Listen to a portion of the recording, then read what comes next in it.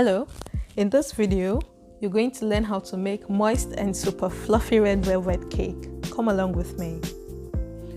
Alright, let me introduce you to the ingredients. I'm going to be using 3 cups of sifted all-purpose flour, 2.5 cups of sugar, 3 eggs, 3/4 cups of melted butter. Please make sure your butter is adequately melted and not hardened. 1.5 teaspoons of baking soda, 1.5 teaspoon of baking powder, 1.5 cups of buttermilk, 1 teaspoon of salt, 2 teaspoons of vanilla extract, 4 tablespoons of red food coloring, 3 tablespoons of cocoa powder, 3/4 cup of vegetable oil, and 1 teaspoon of vinegar. So, first of all, let's prepare our dry ingredients. I have my sifted all-purpose flour and cocoa powder in one bowl. Into this bowl, I'm adding my baking powder, and then my baking soda, and finally my salt. Please sieve your cocoa powder if you're going to be using the low-end priced cocoa powder.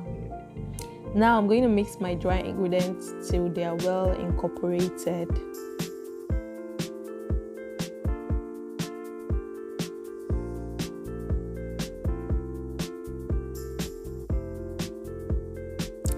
Now when you've mixed your dry ingredients, now as I've done mine and I'm satisfied, I'm going to put this aside and we're going to work on our wet ingredients. Into a bowl, I'm putting in my melted butter.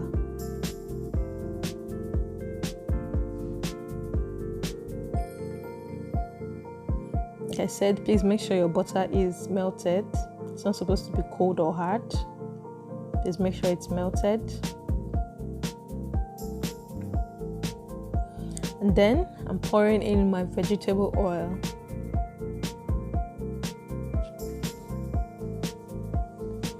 Finally, I'm going to pour in my sugar.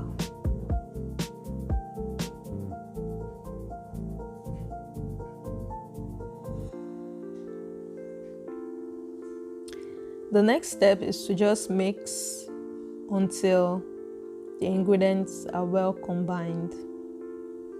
So please make sure you don't rush with this step.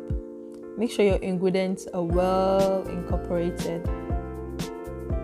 Of course, you can use a hand mixer to do this process or a standing mixer, but because this video is primarily for beginners who have no idea of what to do, I'm using my turning stick for this purpose.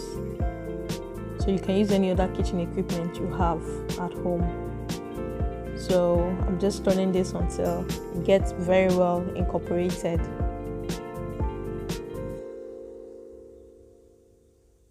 You can see how the texture is changing. Alright, so now that I'm satisfied with how well incorporated my butter is, I'm going to be adding in my eggs. I'm adding in my eggs unbeaten or unwhipped, and I'm also adding them at once. So mix until you're satisfied that your mixture is well incorporated. Always remember to scrape the sides of your bowl at intervals.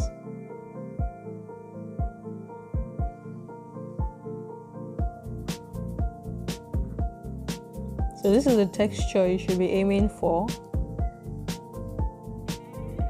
The next thing that goes in is my vanilla extract. Mix to incorporate. Then I'm going to pour in my red food coloring. For this coloring, I'm using Foster Clark's liquid coloring. You can also use any other quality food coloring that you desire. Please use only quality food coloring. So mix to incorporate and to make sure that the red color is uniform. See how beautiful it looks already. So up next, I'm going to be pouring in my buttermilk. I'll be pouring in the buttermilk in 3 parts.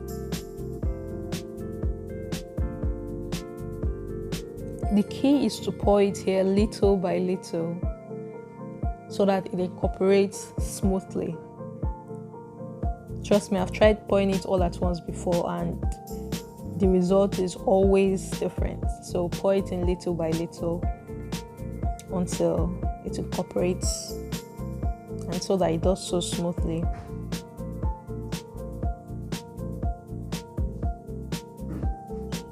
So this is the texture you should be aiming for. So if you get this texture, don't worry, you're on the right path. Alright, so next I'm going to be adding in my dry ingredients, and I'll be adding them in 3 batches. Please don't pour your dry ingredients in as once. The procedures are just as important as the ingredients, are just as important as your recipe. So I'm just going to mix. Remember that once you put in your dry ingredients, you have to slow down with your mixing. Turn just enough to incorporate a bit.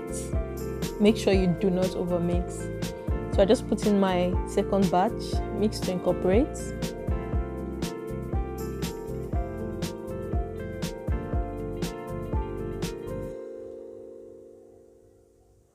And then finally I'm putting in my last batch.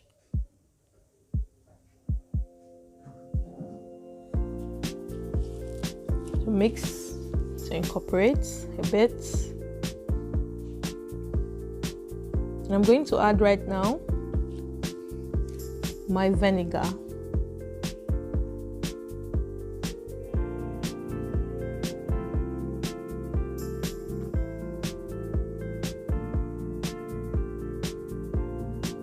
Now I'm going to mix for a few seconds to make sure that it is well incorporated.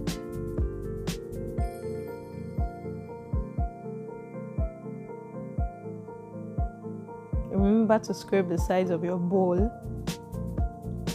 Very, very important. I don't know why I like emphasizing this anyway. Alright. Okay, at this point I couldn't remember which direction I was going in. Please remember to turn in one direction.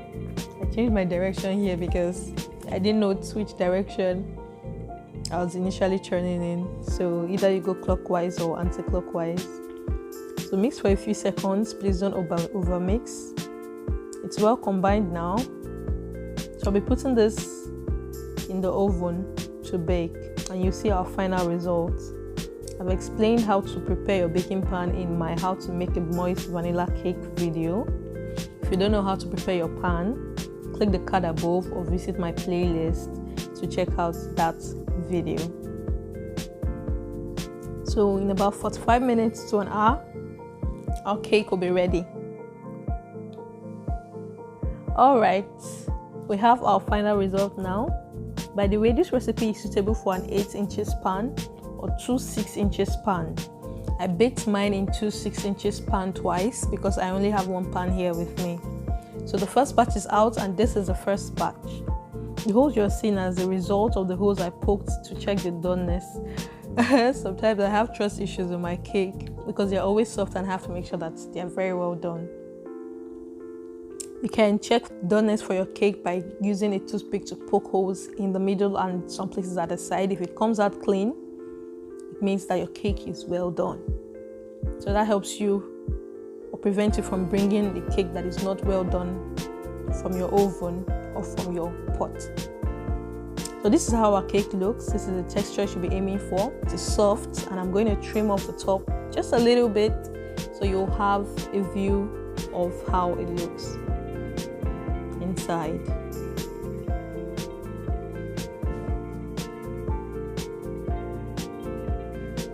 I'll be uploading the video for trimming soon. You can always check my playlist to see if the video is already there. So this cake is still quite hot. Oh, look how beautiful she looks. So the cake is still quite hot. If you're going to be trimming your cake, by the way, you should make sure you let it cool down. The reason you let it cool down is so that it doesn't break in your hands because it is very soft.